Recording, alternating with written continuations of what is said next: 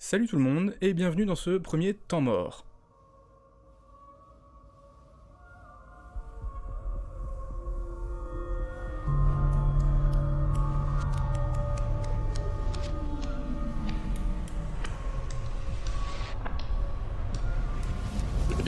Bon, cela fait maintenant 7 épisodes que les survivants évoluent, il est temps désormais pour moi de faire un premier bilan du début de cette aventure, ainsi que d'apporter quelques nouveaux éléments concrets qui viseront à faire évoluer le jeu.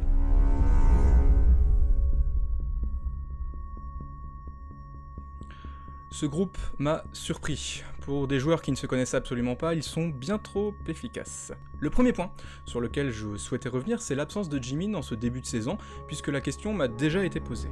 Alors pour résumer très brièvement la situation, le 6ème joueur ne s'est pas présenté le soir du premier tournage.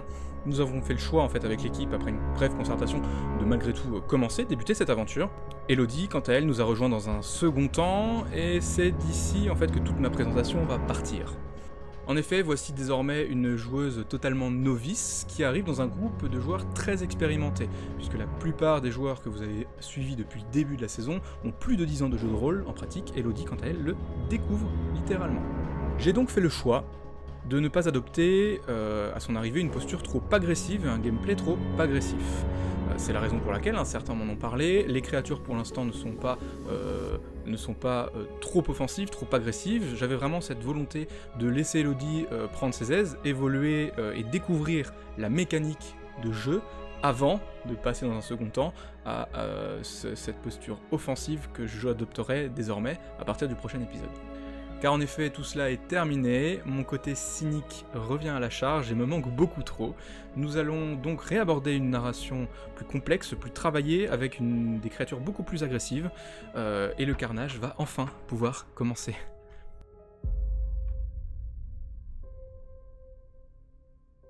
Le système de règles est désormais bien installé, bien compris pour l'ensemble du groupe, et des personnes qui ont déjà commencé à nous suivre. Je vais donc pouvoir y ajouter un premier axe majeur du développement à Zombie Apocalypse, qui est la gestion des équipements qui sont créés par les joueurs, ainsi que leur maintenance, leur réparation, leur entretien. À chaque création de matériel, désormais, le joueur devra tout d'abord effectuer un test d'intelligence. En fonction de sa réussite, de toute manière, il parviendra à créer son équipement, mais de manière plus ou moins qualitative, et ce sera à l'appréciation également du MJ, donc de moi. En fonction de sa réussite, le MJ accordera une valeur, un nombre d'utilisations par objet, avant que ce dernier commence à se détériorer, ainsi que d'éventuels bonus liés à l'utilisation de l'objet. On a tous en tête James qui dorénavant se promène avec un bouclier fait de bois de palette.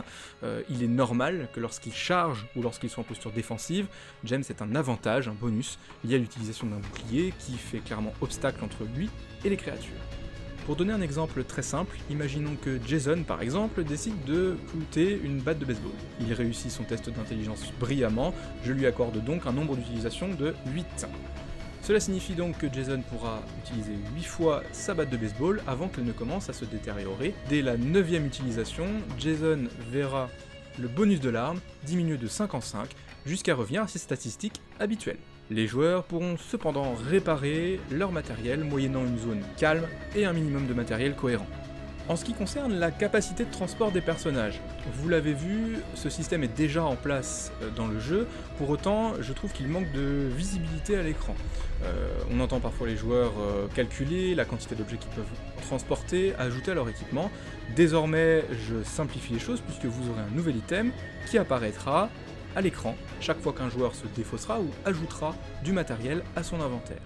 Ce logo sera sous forme de sac à dos et indiquera deux choses, la valeur totale, la capacité de port totale du joueur, ainsi que l'état actuel de son équipement. Imaginons qu'un personnage ait une capacité de port de 15, vous aurez 15 sur la droite, et qu'il porte actuellement 12, vous aurez le 12 sur la gauche. L'objectif, c'est de vous permettre en tant que spectateur d'avoir une visibilité en temps réel, afin de ne pas avoir à noter quoi que ce soit, si vous souhaitez vous y retrouver dans l'équipement. Vous l'avez bien compris, ce jeu est en perpétuelle évolution et d'autres extensions viendront s'y ajouter peu à peu, afin de gagner de plus en plus en cohérence et en réalisme. Pour l'heure, j'en ai terminé pour aujourd'hui, je retourne trouver une solution pour envoyer ces insolents dans l'autre monde.